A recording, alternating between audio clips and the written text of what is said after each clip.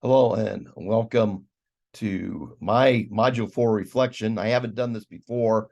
Record it and post it as a recording, a video recording. But for some students, it might be better. Their learning style lends itself to listening, watching the recording instead of going through and reading my posting. First time I've done this. I didn't do it for the first 3 modules. We'll see how this works. It might be a really good idea and I continue to do it. It might be one that, maybe we can pass on this and try something different. Anyway, I'm going to go ahead. Let's go ahead.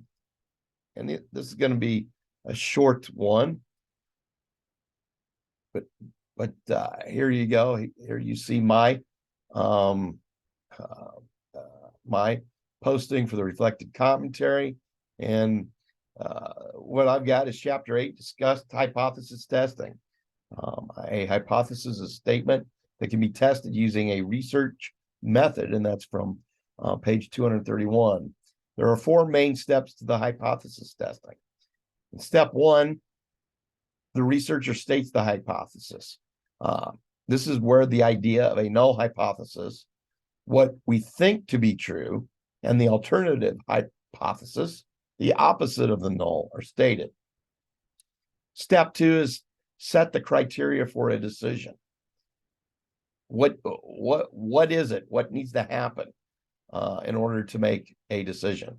This is where the level of significance is stated in this step. The level of significance is the criterion on which a decision is made in relation to the level stated in the null hypothesis. Step 3 is you go in and you compute the test statistic. This statistic is a formula that tells you how many standard deviations the value is from the value stated in the null hypothesis. And then you make a decision.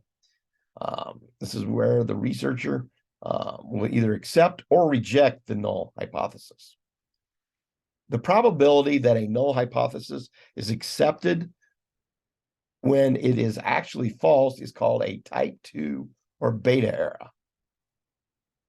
In chapter 9, it discusses the means testing using 1 and 2 sample t-test. A t-statistic is used to determine the number of standard deviations in a t-distribution. Degrees of freedom in a t-distribution is the same as the degrees of freedom for the sample variance.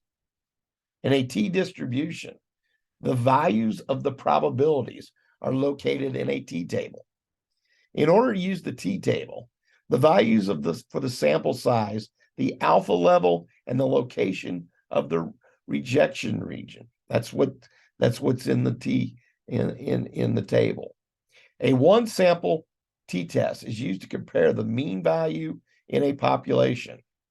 This test is used to test the mean in a single population.